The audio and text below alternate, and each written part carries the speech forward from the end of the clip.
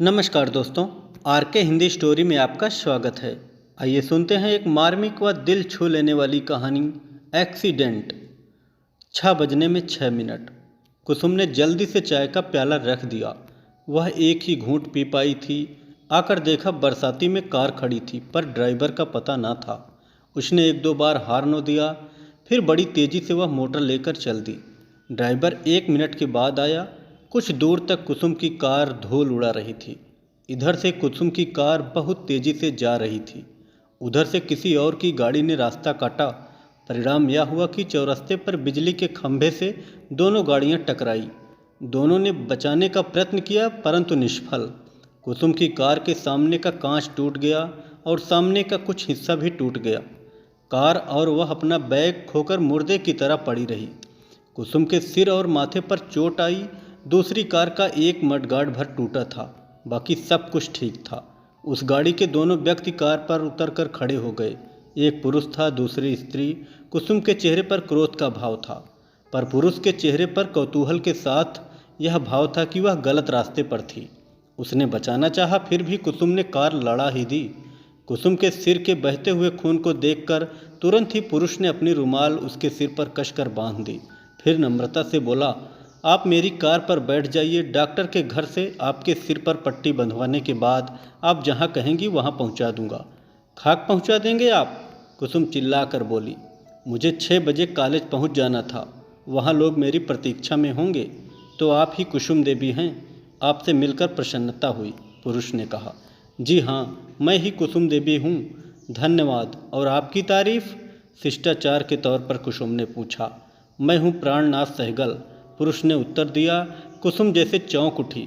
शराबी प्राणनाथ, दुराचारी प्राणनाथ। कुसुम ने आंख उठाकर ध्यान से प्राणनाथ की ओर देखा।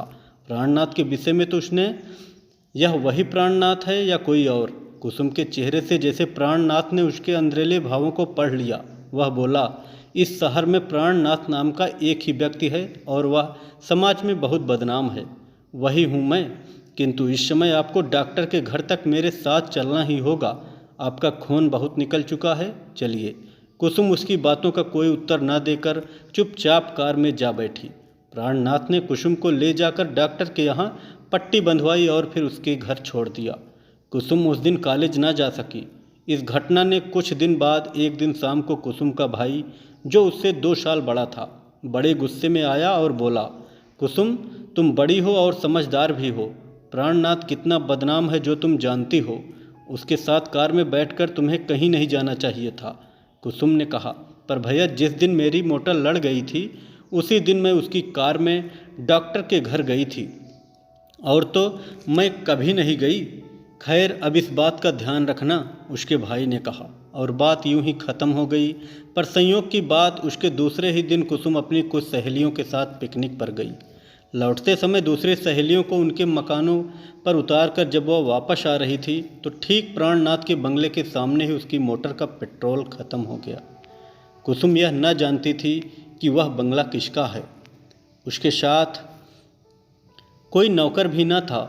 लाचार उसे उस बंगले वाले से सहायता लेनी ही पड़ी। इसी मतलब से वह फाटक के अंदर गई। सामने ही वर्दी लगाए एक चपरासी खड़ा था। अंदर से संगीत की ध्वनि आ रही थी। स्वर किसी स्त्री का था। कुसुम बंगले में इस प्रकार गई जैसे बंगले की स्वामिनी हो। चपरासी को रोकने का साहस न हुआ। संगीत से उसने अनुमान लगाया था कि अंदर औरतें होंगी, पर अंदर पहुंचकर उसने जो कुछ देखा उससे वह एकदम सहम सी गई। बहुत अच्छे ढंग से सजे हुए कमरे में एक तरफ प्राणनाथ बैठा शराब पीता हुआ एक अखबार पर नज़र दौड़ा रहा था, और दूसरी ओर एक गायिका, जो स्पष्ट रूप से गणिका थी, गा रही थी। कान्हा, बाजू बंद खोल। कुसुम को देखकर गायिका कुछ सकपकाई। कुसुम ने पहले गायिका फिर प्राणनाथ को देखा और ठिठक गई। प्राणनाथ ने भी कुसुम को देखा। वह खड़ा हो गया और बोला, कौन? आप हैं कुसुम देवी? आप यहाँ कैसे? फिर तुरंत ही उसने गायिका से कहा, बाहर के कमरे में जाकर बैठो। चपरासी से तांगे के लिए कह दो, आने पर चली जाना। और मनी बैग से 2 10-10 के नोट निकालकर उसे दे दिए। गाने वाली सलाम करके चली गई। फिर कुसुम से बोला, आपको आज अचानक अपने घर देखकर मुझे हर्ष भी है और दुख भी है। कुसुम देवी, अपने सुख दुख की बात एक तरफ रखकर मैंने आपके हित के ख्याल से कहूँगा कि आप इसके बाद मेरे घर कभी ना आइए। समाज की दृष्टि में मैं बहुत बुरा आदमी हूँ और हूँ भी बुरा। प्रमाण तो आपके आते ही मिल गया है। वह इतना कह जरा सा हंसा। इस हंसी की तह में जो प्रचंड विषाद छिपा था वह कुसुम से छिपा न रहा। पहली बार कुसुम को लगा जैसे प्राणनाथ सचमुच में बुरा नहीं है, पर वह बुरा बनने का प्रयत्न करता है। लोग उसकी बुराई करते हैं तो उससे उसे संतोष होता है। कुसुम बोली, मुझे ऐसा लगता है कि आप स्वभाव से बुरे नहीं हैं, पर जानबूझकर बुरे बनते हैं। मार्मिक दृष्टि से कुसुम की ओर देखते हुए प्राणनाथ बोला, मैं बुरा हूँ, आप मुझे अच्छा न समझिए। यदि आप मुझे बुरा न समझोगी तो मुझे बुरा होगा। जरा ठहर कर, अरे हाँ, यह तो बतलाइए कि आपकी क्या खातिर की जाए, चाय लेंगी या शरबत? कुसुम ने कहा, मुझे कुछ ना चाहिए, अभी पिकनिक से खूब खा पी कर आ रही हूँ, पर मेरी मोटर को शरबत चाहिए। प्राणनाथ ने उसी समय उसकी मोटर में पेट्रोल डलवा दिया। कुसुम कुछ कहना चाहती थी पर संकोचवश बोल न सकी। अंत में बहुत हिम्मत करके उसने पूछ ही लिया, आप इन गाने वालियों को क्यों बुलाते हैं? क्या रेडियो नहीं है? रेडियो की ओर उंगली उठाकर प्राणनाथ ने कहा, रेडियो है तो इन्हें तो मैं सिर्फ बदनाम होने के लिए बुलाता हूँ, और फिर इन गरीब स्त्रियों को बुलाता हूँ जिनका नाचना गाना ही पेशा है, जिनकी युवावस्था समाप्त हो चुकी है, रूप रंग बिगड़ गया है, जिन्हें पेट भरने का और कोई साधन नहीं है। कुसुम ने पूछा, और शराब क्यों पीते हैं? अपने आप को मिटाने के लिए? रुपयों का और क्या करूं? प्राणनाथ ने विरक्ति के साथ उत्तर दिया, मैं इन दोनों बातों को नहीं पसंद करती। आपके पास बहुत रुपया है तो मुझे दे दीजिए, मैं उनका सदुपयोग करूंगी। अधिकार के स्वर में कुसुम बोली। फिर आप ही आप शर्मा गई। उसे चाहने न चाहने का अधिकार ही क्या है? प्राणनाथ हंस पड़ा। वह बोला, आप नहीं चाहती तो ना होगा, पर आप मेरी चिंता क्यों करती हैं? मैं तो जानबूझकर मिट रहा हूँ और मिटने में ही मुझे संतोष है। पर इसका कारण क्या है? आग्रह के साथ कुसुम ने पूछा। कारण बहुत बड़ा है, जल्दी में मैं बतला ना सकूँगा। आप घर जाइए, रात हो रही है, आपके घर वाले चिंतित होंगे। कहते हुए स्वयं प्राणनाथ ने दरवाजे का पर्दा हटा दिया। कुसुम बाहर निकली, प्राणनाथ भी आया। कुसुम की कार बरसाती में खड़ी थी। इस कृपा के लिए धन्यवाद कुसुम देवी। प्राणनाथ ने कहा, मैं आपसे फिर मिलूंगी। कहती हुई कुसुम ने मोटर चला दी। घर पहुंचकर कुसुम कई दिनों तक सोचती रही। उसे प्राणनाथ जितना बदनाम था उतना बुरा न जान पड़ा। बात व्यवहार से वह बिल्कुल भद्र पुरुष था। उसकी बुराई करने वालों से प्राणनाथ ही उसे अधिक शिष्ट जान पड़ा। कुसुम सोच रही थी, कोई न कोई बात है, इसके जीवन में कोई ऐसी घटना घटी है जिससे वह बहुत दुखी होकर ही अपने आप को इस प्रकार मिटा रहा है, बदनाम कर रहा है। कुसुम ने सोचा, मैं उससे पूछूंगी जरूर। एक दिन शाम को कुसुम जब घूमने निकली तो उसकी मोटर अपने आप जैसे प्राणनाथ के बंगले की ओर मुड़ गई। बाहर चपरासी बैठा था। कुसुम को देखकर ही दौड़कर उसने साहब को खबर दी। प्राणनाथ बाहर आ गया। कुसुम को देखते ही उसने मुरझाए हुए चेहरे पर कांति सी आ गई। वह बोला, आइए, अच्छा हुआ आप आ गई। आप उस दिन मुझसे 2 बातें न करने का वचन ले गई। उस दिन से मैंने नहीं की, किंतु उन 2 बातों के सहारे मेरी संध्या कट जाती थी। अब तो शाम बहुत लंबी जान पड़ती है। बैठे बैठे अपने कृत्यों पर बिशोरने के अतिरिक्त और कुछ नहीं रह जाता। मैं किसी के घर आता जाता भी नहीं। आपसे उन्हीं दोनों बातों की पुनरावृत्ति की आज्ञा चाहता हूँ। कुसुम हर्ष से उछल सी पड़ी। उसने कहा, सच? उस दिन से आपने शराब नहीं छुई और न ही किसी को बुलाया। धन्यवाद, आपने मेरे अनुरोध की रक्षा की। अब आप फिक्र न कीजिए, आपकी शाम भारी न जाएगी। मैं उसे हल्की बनाने का प्रयत्न करूँगी। इसके लिए आपको धन्यवाद। पर आप आज भी तो पिकनिक से नहीं आ रही हैं? नहीं, चाय पीऊँगी मैं। बनवाइए। प्राणनाथ ने रसोइयों को बुलाकर चाय बनाने को कहा। कुसुम कुछ सोचकर बोली, हाँ, मैं आपके वह कारण पूछना चाहती हूँ। यदि आपको कोई विशेष कष्ट न हो तो बतलाइए कि आपने अपने ऊपर इतना अत्याचार क्यों किया है? बुरे ना होकर भी क्यों बुरे बन रहे हैं? दुराचारी ना होकर भी क्यों अपने आप को दुराचारी साबित कर रहे हैं? इसकी एक कहानी है कुसुम देवी।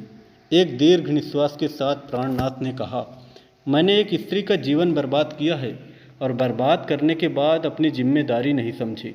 उस पर व्यर्थ ही संदेह किया, उसे सताया और बड़े ही नाजुक समय में उसकी ओर से इतना उदासीन रहा, उसकी बातों को ठुकराया कि शायद वह गली गली टुकड़े मांगने तक को विवश हो गई हो। एक घटना ने मेरे संदेह को दूर कर दिया। मैंने अपनी गलती समझी और जाना कि वह बिल्कुल निर्दोष है। उसके साथ बड़ा अन्याय किया गया है। मैं उससे क्षमा मांगने उसे लाने के लिए गया, किंतु तब तक उसका वहाँ पता नहीं था, कहीं भी पता नहीं लगा। न जाने वह कहाँ गई। इस ख्याल से भी मैं बहुत सी औरतों के यहाँ गया हूँ कि न जाने कहाँ किस अवस्था में मुझे रुक्मणी मिल जाए। मैं उसका अपराधी हूँ, कम से कम उससे क्षमा तो मांग सकूँगा। कुसुम ने कहा, बस बहुत हो चुका। आपने अपने ऊपर काफ़ी अत्याचार किया है, अब आप यह ना कर सकेंगे। आपने एक स्त्री के साथ अत्याचार किया है, कष्ट मुझे भी हुआ है, पर आप अपने ऊपर जो अत्याचार करते हैं उससे भी मुझे कष्ट होता है। अच्छा, मैं आपको कल अपने घर चाय के लिए निमंत्रित करती हूँ। शाम को 5 बजे आ जाइएगा, या कार भेजनी पड़ेगी। वैसे तो मैं आ जाऊँगा, पर आपके घर वाले इस बात को पसंद ना करेंगे। मेरा आना उन्हें अच्छा ना लगेगा। मेरे घर में कोई भी आपके खिलाफ नहीं है, कुसुम ने दृढ़ता से कहा। मेरे भैया जरा कुछ ऐसा वैसा कह रहे थे, पर मैंने उन्हें समझा दिया। सभी आपसे मिलना चाहते हैं। कल आप आएंगे ना? जी हाँ, आऊँगा। ठीक 5 बजे। ठीक 5 बजे। दूसरे दिन कुसुम ने चाय के लिए बड़ी तैयारी की। बहुत तरह की मिठाइयाँ और फल इत्यादि मंगवाए। कुसुम को पहले तो प्राणनाथ पर तरस आता था, अब वह उससे कुछ प्रेम भी करने लगी। उसने अपनी कुछ सहेलियों को भी बुलाया था। कुसुम अपनी सहेलियों से अनेक बार प्राणनाथ की चर्चा सुन चुकी थी। वे सब प्राणनाथ के नाम के साथ ही घृणा का भाव व्यक्त करती थी। कुसुम उन्हें दिखला देना चाहती थी कि जिस प्राणनाथ को वे शराबी, बदमाश और वासना का कीट समझती हैं, वास्तव में प्राणनाथ वैसा नहीं है। उसने निश्चय किया कि पहले वह प्राणनाथ का परिचय किसी को न देंगी। उसके बारे में सबकी राय जान लेंगी, तभी बतलाएंगी कि वह आदमी कौन है। उसका भाई घर में नहीं था, बूढ़े पिता बच्चों की इस पार्टी में शामिल होने वाले ना थे। कुसुम ही थी जो कुछ थी, और उसकी माँ और सहेलियाँ थीं। उसकी सहेलियाँ पहले ही आ चुकी थी। प्राणनाथ ठीक 5 बजे आया। प्राणनाथ बहुत गोरा और देखने में सुंदर था।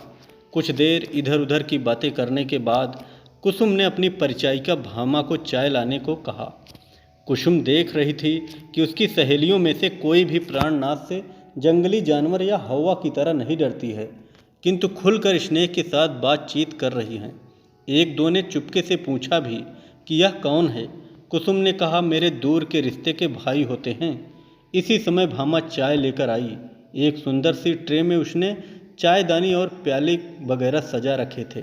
मेज के बहुत करीब वह पहुंच न पाई थी कि एकाएक उसकी दृष्टि प्राणनाथ और प्राणनाथ की दृष्टि भामा पर पड़ी। एक क्षण तो दोनों ने एक दूसरे को देखा। अचानक भामा जैसे कांप उठी। उसके हाथ से ट्रे छूटकर धरती पर गिर पड़ी। चायदानी उसके पैरों के पास गिरकर फूट गई। प्याले दूर दूर तक कमरे में बिखर गए। भामा निर्जीव सी वहीं धरती पर बैठ गई। प्राणनाथ के मुख से एक चीख के साथ निकल पड़ा, रुक्मणी। और वे सब अपनी अपनी कुर्सी छोड़कर निर्जीव सी पड़ी हुई भामा की परिचर्या में लग गए। कहानी कैसी लगी कमेंट में ज़रूर बताएं। कहानी अच्छी लगे तो कृपया चैनल को ज़रूर सब्सक्राइब करें व वीडियो को लाइक करें।